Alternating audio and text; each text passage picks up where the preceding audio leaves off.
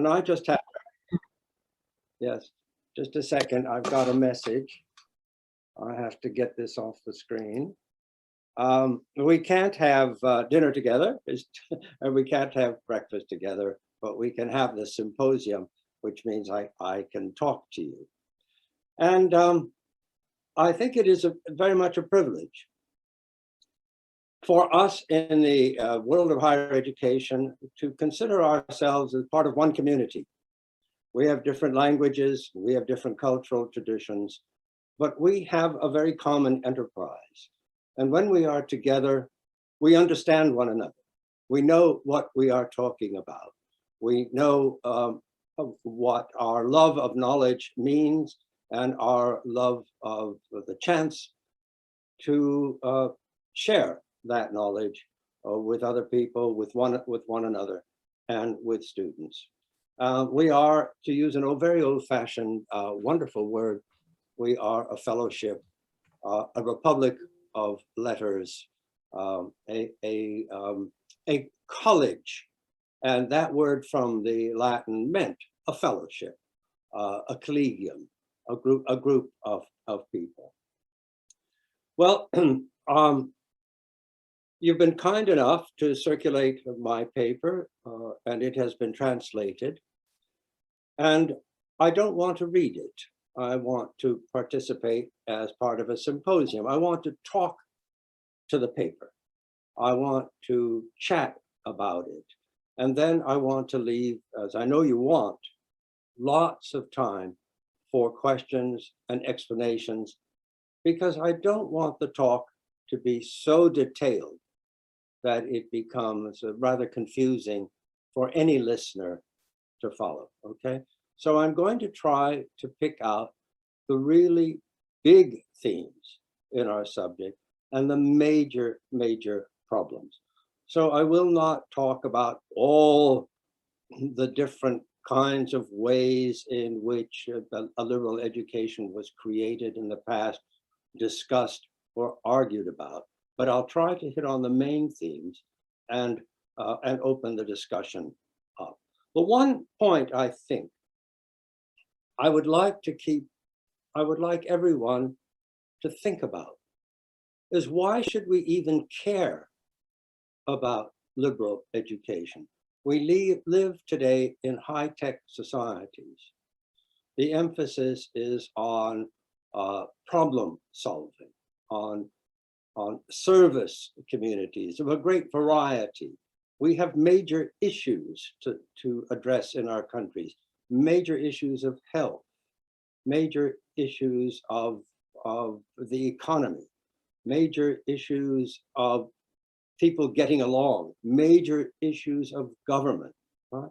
Major issues of improving the physical dimensions of our society. So why should we even really care about something which sounds so strange as liberal education? Because it is strange. I will come back to this again, but what we can keep in mind is that it was a peculiar way of looking at human beings from the standpoint of their possible personal and cultural development. That is, it was not focused so much on problem solving, what to do about bridges, what to do about health, right? All of these are important, but what to do about ourselves in order to live a good life, the best kind of life. And of course, over the centuries, there are arguments about what the best kind of life could be, what the best kind of life should be. Right? So it is, in some sense, a dream. It is a part of education that is a dream. One problem that I have, speaking to you in English, is how to explain words that may have different meanings that perhaps don't translate so well into other languages. And sometimes, even in the Western language, don't translate well into one another. So that is a problem that I have. And I would be very grateful if those of you who will chat later would simply tell me if I have not been clear. Words are difficult. Words are always difficult. The word liberal is a difficult word. It comes from the Latin. It means all kinds of things: freedom, freedom of thought, freedom of behavior, generosity of mind. Those meanings do not stay the same throughout the centuries, so they change.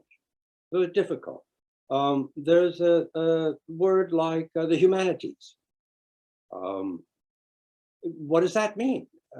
How does one translate that? Sometimes the humanities, or usually in American colleges and universities, the humanities are a group of subjects such as literature or philosophy or music, I suppose, history, perhaps political science, although we have social sciences. But is that what it always means? That's just a category. In terms of liberal education, humanities refer to us as people, our human, once again, our human side. We have another phrase that came into America in the early 20th century when it became very difficult for colleges and universities to define a liberal education because of changes that were occurring in the structure of the universities. So a phrase came in and said, we talked about general education.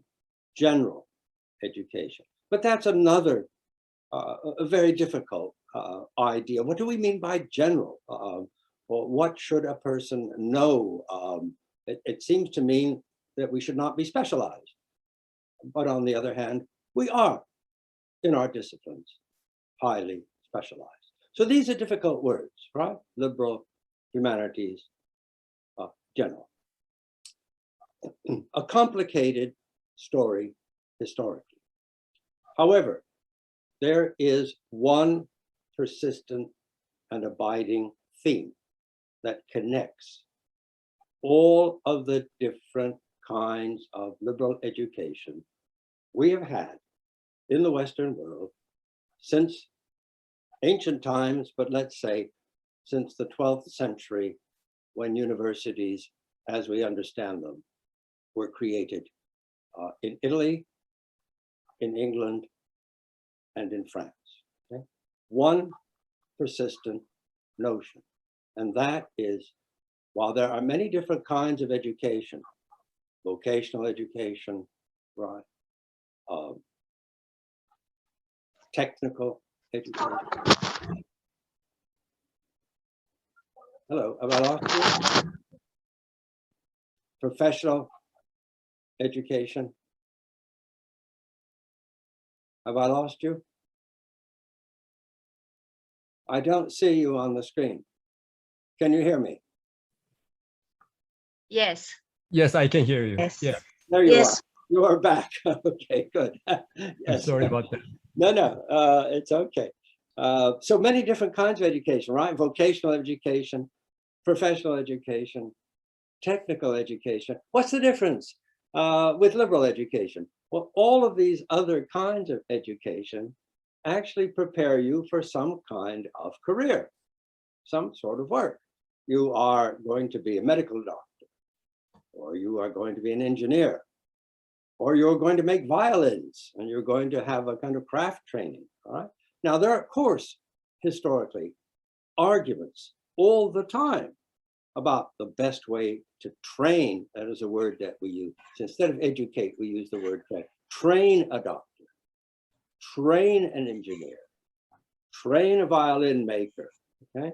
All kinds of arguments about the best way in which medical science should be discussed. But the idea always is you will become a medical practitioner, or you will become a lawyer. You will have an occupation to follow, right? But with liberal education, you do not have a direct entry to labor markets. You do not have a direct entry. So it is something entirely different. And today, in the United States, but England, I imagine in all countries, there's a strong argument about why should young people going to university spend a lot of money studying subjects that do not have access to specific labor markets. After all, it costs a great deal. At least in America, it costs a great deal to go to a university, particularly if you go to a private university, although the wealthy private universities can help their students meet costs. But even in the public sector universities, the costs are high if you live away from home. If you stay at home, it's cheaper. And 80% of American undergraduates do live at home, but they don't reside in universities. But it's still, many students in Britain and America have gone into huge debt. And it's become a political problem now, and a question of whether the federal government should excuse those debts or in some way help students solve the problem of the great amount of money they have had to spend on an education which may not have produced career results. So it's a big problem today. Why have a liberal education? Why study subjects that are not relevant to the labor market, especially when it might be so costly? So that is really a consistent and difficult issue about which we are fighting today in America. It's a political question, it's a cultural question, it's a question for parents to decide, okay? It is huge. It is huge. But let's go back a little bit then and talk about this strange beast, which should not even be alive today, but still is. Still is. And again, I remind you of the major theme in liberal education. It is alive because of all the forms of education we have. It is the only one that asks the question about what kind of a person should you be in life? Okay? What kind of a life should you lead? What kind of meaning should there be in your life? What is life all about? Okay? Not the performance of a job, but your life, your enjoyment to the fullest of your life, and your realization as a human being of your greatest personal capacities. Of course, this is a dream, but there are good dreams and bad dreams. And this is a good dream. Now, let me introduce another way of looking at this issue. We can talk theoretically about what a liberal education ought to be or should be, and there have been thousands of debates. But there's always a social, political, and economic context. Ideas do not arrive from nowhere. They have to be part of an actual society. So for a minute, just for a minute, let's go back to the ancient Greeks, which is, or particularly the Athenian Greeks, those in Athens, the city-state of Athens, who gave us the first ideas about liberal education. There is another tradition, and that is the Hebrew tradition, but I'm not talk about that so much today. But let me talk about the Athenian Greek society for a moment. That was a society which, as we know, from a sad history of the world, had slaves. And slaves did the physical work. They did the basic work, but they also did what we might call the professional work. And those who were not slaves would get a liberal education, which meant that they had the time, they had the money, and they had the leisure to engage in philosophy, thoughts about government and about morality and how to live the good life. And in Athens as well, this particular class of persons could also participate in a democratic government, not democratic as we understand it today, because slaves could not participate. But these people were liberal, meaning they were free. And the slaves who did the work, including medical work, they were servile. another word, liberal and servile, free and slaves. Okay? And the Greeks gave us this notion that a servile person is preoccupied not with himself, or we would say today herself, but with the performance of the task, the skill, the proficiency of doing the task. Whereas the liberal or the free person was concerned with becoming a better self, not particularly proficient in any one kind of activity, but more or less thinking about human qualities. There was an expression. I think one way to translate it is to say this. A gentleman, and these liberal educated people were, to use a more modern word, gentleman. A gentleman must learn to play the flute, okay? Must learn to play the flute, but not too well, not too well. This is very strange. You can do something, but you should not do it too well, because that's what slaves do. They're the experts. If you do it too well, you are much more interested in your job performance than you are in yourself. Okay? You see the idea. It keeps coming back. The liberal person is not so much interested in performance or in tasks, but in developing his or her full potential. Okay. Well, now we're talking about a very small group of people. And as we come down through the centuries, we are still talking about a very small people who get a liberal education, very small. So one problem when we reach the 21st century is, can we make a liberal education the kind of education that is not directly related to a job market?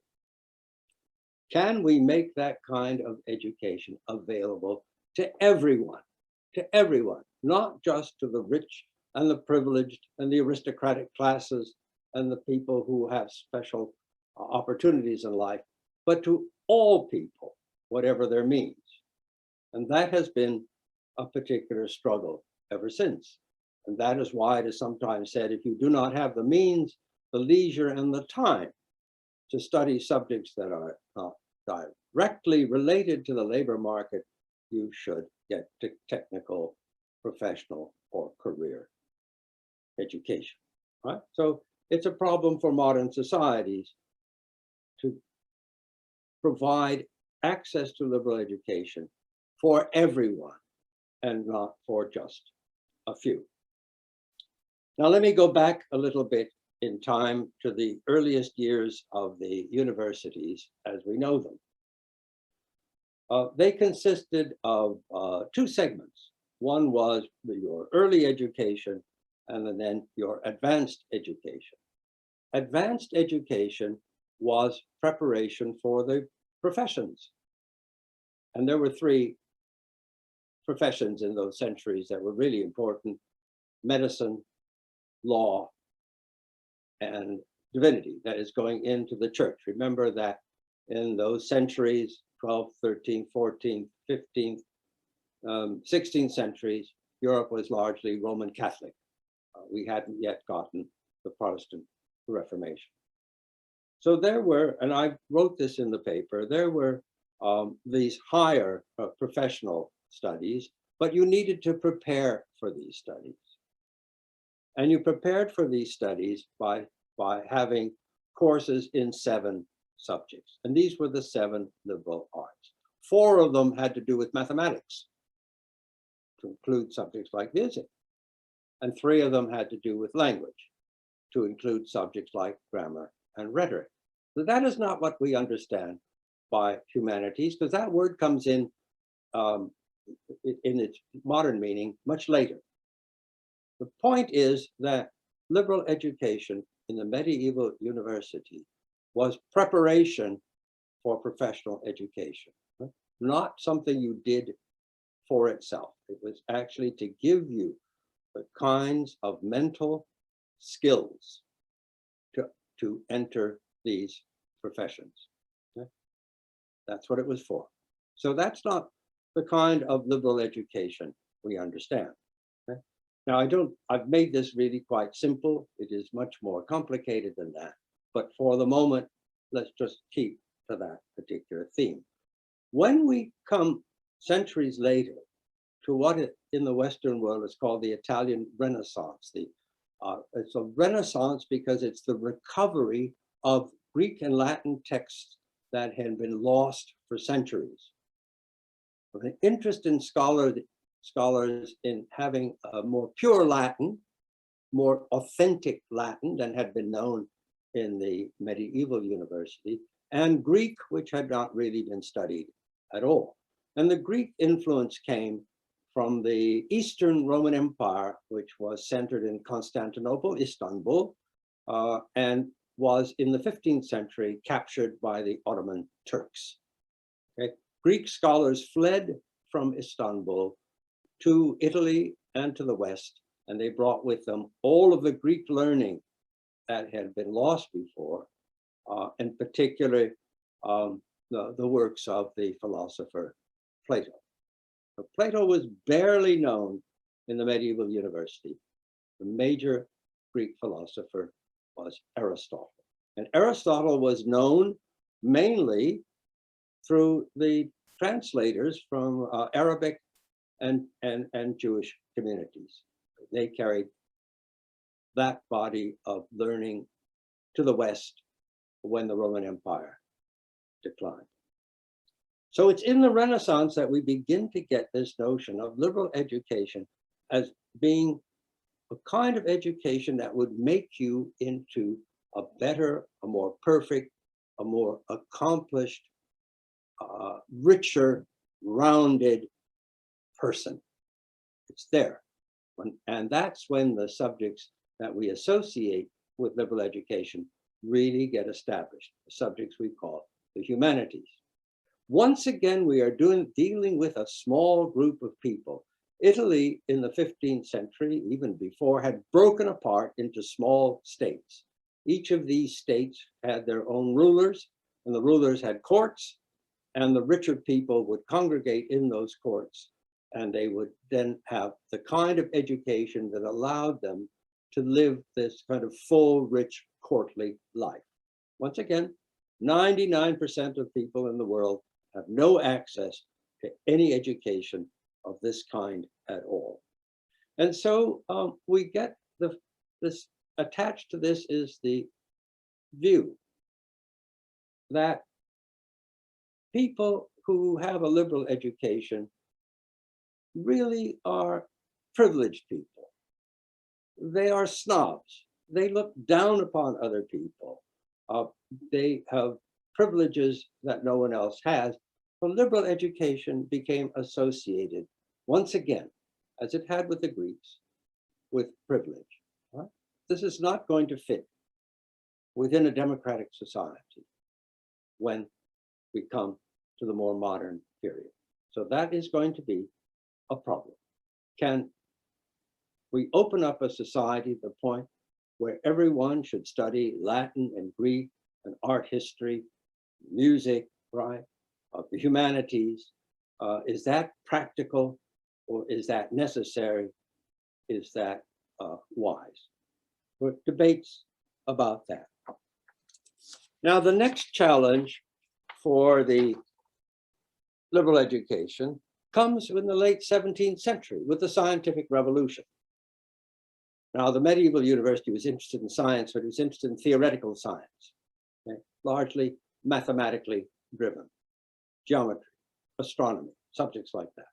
But the 17th century revolution focuses more on technology, on scientific knowledge as it relates to problem solving.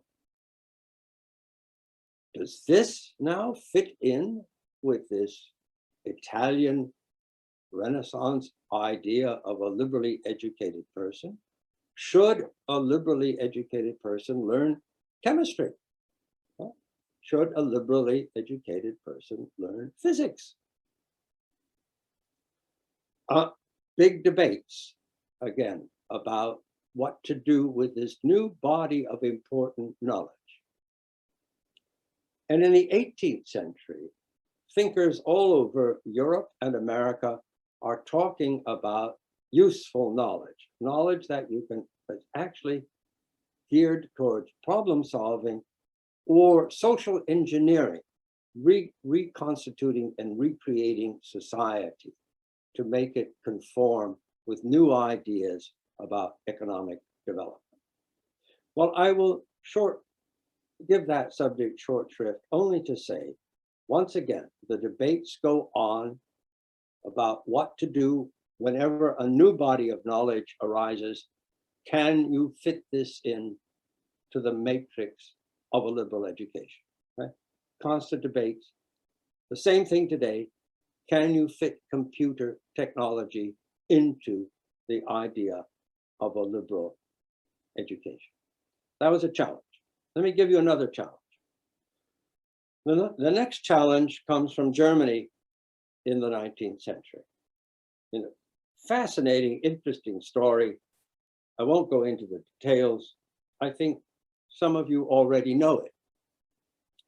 The German universities, starting with the creation of the University of Berlin in about 1810, began to develop a notion that true knowledge, the best form of knowledge, is what we today call research, meaning to make discoveries,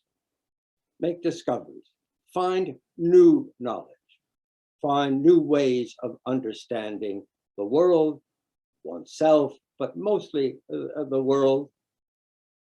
And that was different from the former kinds of liberal education.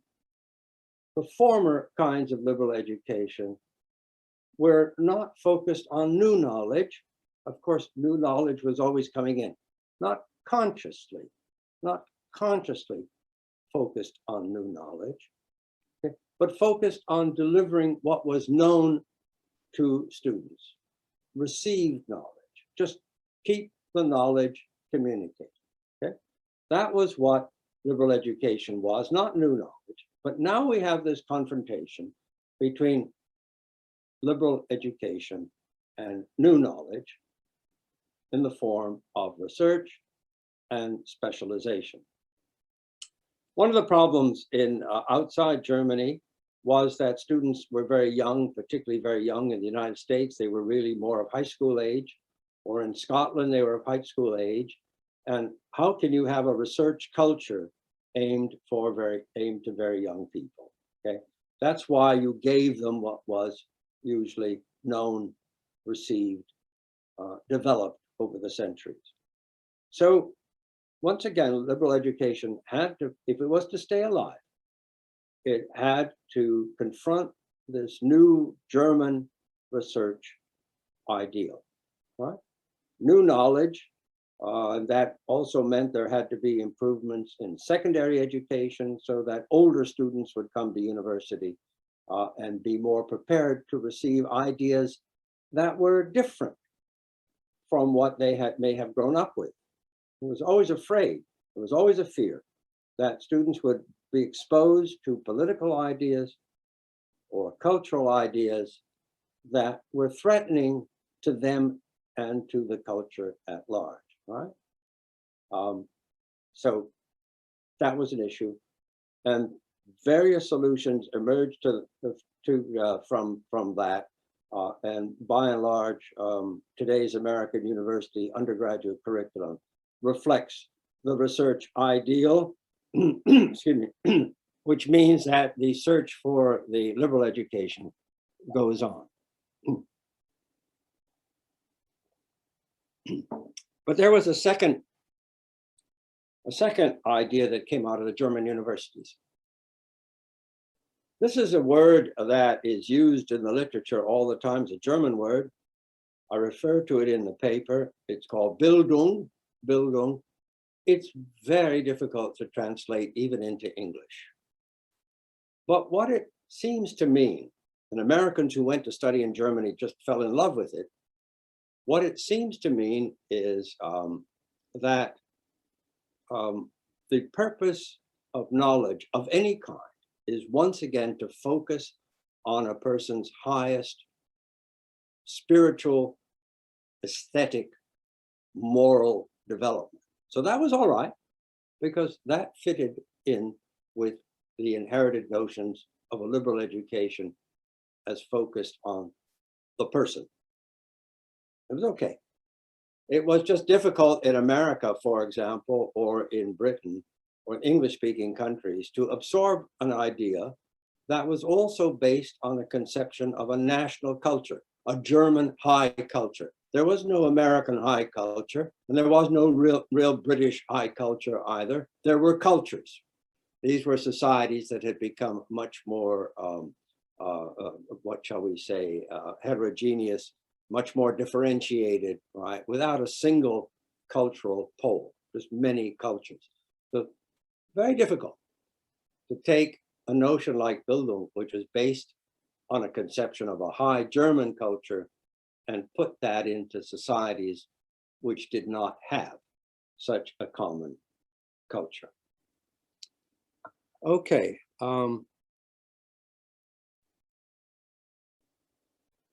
Let me come to some concluding thoughts about all of this. Again, I've worked it out differently in the paper, but I want to say it in other words as I speak to you. Let's repeat again. The abiding idea of a liberal education was that there were forms of knowledge which should address your human qualities. These human qualities were the primary ends. Were they, the question remained, how useful were they in the world at large, a world which economically, politically, culturally was always changing?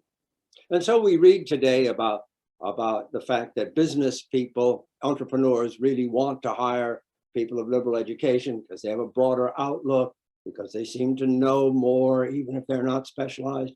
We read about that, and then we read about the fact that no, really, those who are favored in the labor market have the kind of technical skills that a computer-based society needs, or the health services are really an important part of today's career aspirations. But at any rate, the debate goes on that liberal education, because it focuses on completing you as a person, is really produces really better kinds of employees, people better prepared to understand the difficulties of the world because they've had a broader outlook than more technically trained people. That at least is the hope. Okay. Now, another caveat that I have to make is those who spoke about liberal education for students of undergraduate years always assumed that there were no other influences on young people. But this is nonsense, okay? We grow up with families, we grow up in neighborhoods, there are religious practices, there is the role of governments, the role of communities, neighborhoods, peer groups. By the time a young person has reached the age of 18, that person has been exposed to many other influences in life and may be shaped by them to a stronger degree than anything that 3 or 4 years at a university might give them. That's a reality. Liberal education people always said, we will develop your qualities. We have the knowledge and the means by which we will make you better persons. But that forgets all the other qualities and aspects of life that go into shaping our personalities and our characters. Furthermore, let us say that we studied a wonderful course in art history. When we enter the real world, there are still other influences that are going to bear upon us. Okay. I would like to make a larger point. Are there certain subjects that really make you more liberally minded than other subjects? Okay, that was always the argument from the Renaissance onward, or the ancient Greeks. Certain subjects would make you a more liberal person than the study of other subjects. Well, I ask you to look at that in a different way. Take any subject you like, any subject. Take political science, take literary criticism, take art history, take history. Any subject can be taught in a very, very narrow way. Also dogmatically. Think of, we have what are today in the United States called the cultural wars. We're fighting about the interpretation of American history, fighting about the interpretation of books, all right? Fighting about different ways of looking at cultural artifacts. There isn't one way, there are interpretations. Any subject can be interpreted in a narrow way, servile, or in a broad way, liberal. Any subject. If you take a course in law, you could do the same thing. There's law that looks broadly at the place of how societies organize themselves, how they create authority structures, giving a student a broad idea of where law fits into human affairs, or a narrow subject, the practice of a particular field of law having to do with taxation, for example. A broad way of looking at law, a narrow way of looking at law. The same thing with medicine.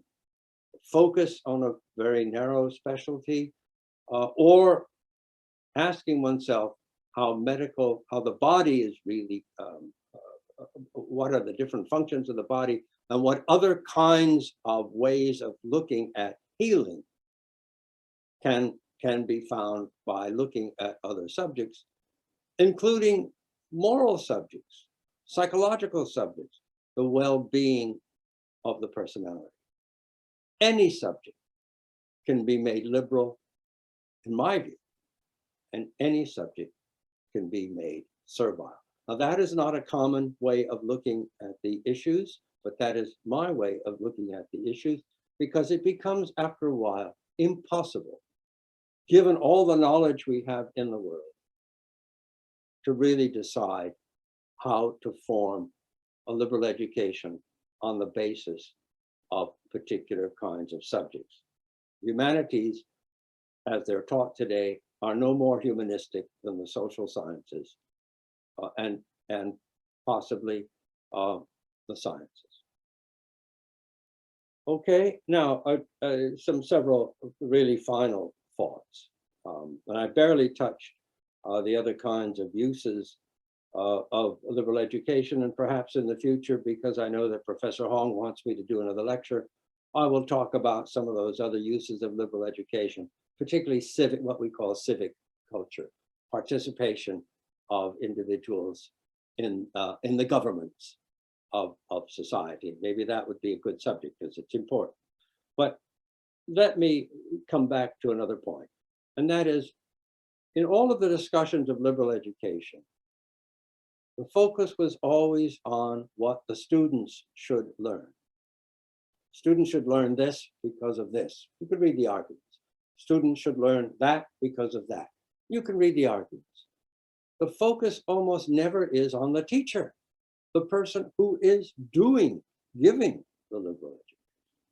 Isn't that the real issue?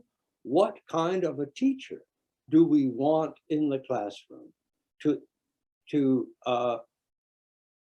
expand upon, understand, explain, and offer the higher, the more aesthetic perhaps, or the stronger, the more, it doesn't matter, all of those better qualities of human life that we associate with a liberal education. Shouldn't it really be the teacher that is important?